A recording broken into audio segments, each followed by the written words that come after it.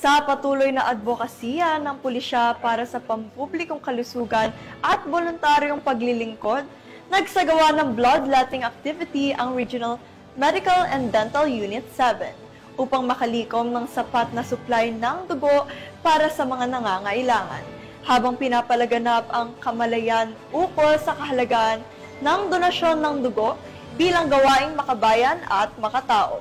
Patrolwoman Nikia Cañedo sa ulat.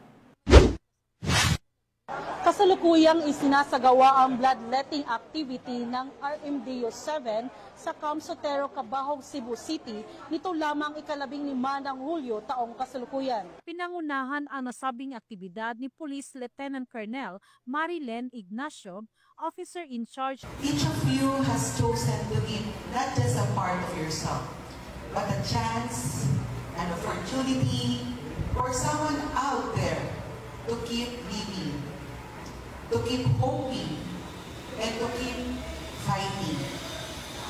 What you're doing may seem simple, just a few minutes, a little discomfort, but to someone in a hospital who is waiting for a miracle, your act means everything. Katuwang ang Department of Health Region 7, knowing that your simple act could save someone's life brings a sense of fulfillment. Thank you, not just for showing up, but also for choosing to care.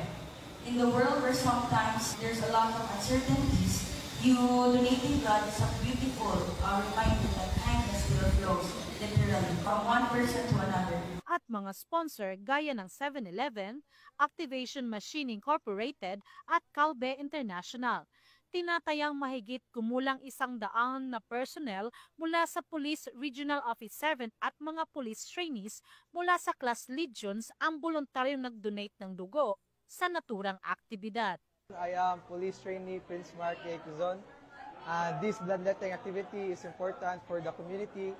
As for us donors, this simple act of giving away blood can be so much more for those in need. This activity is not just about giving away blood, but this is about giving hope and perhaps a second chance at life. Layunin ng programa na tumugon sa pangangailangan ng mga ospital sa supply ng dugo at mapalaganap ang kamalayang panlipunan ukol sa kahalagaan ng pagbibigay ng dugo bilang isang paraan ng pagliligtas ng buhay.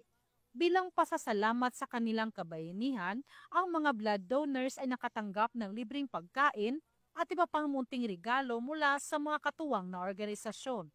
Ang Dugo Mo, Buhay Ko ay isa lamang sa mga inisyatibo ng RMDO 7 na nagpapakita ng malasakit at pagkakaisa ng kapulisan at komunidad sa pagtugon sa mga pangangailangang pangkalusugan. Each drop of blood donated today is a gift of life. A powerful reminder that through simple acts, we can profoundly impact others in our community.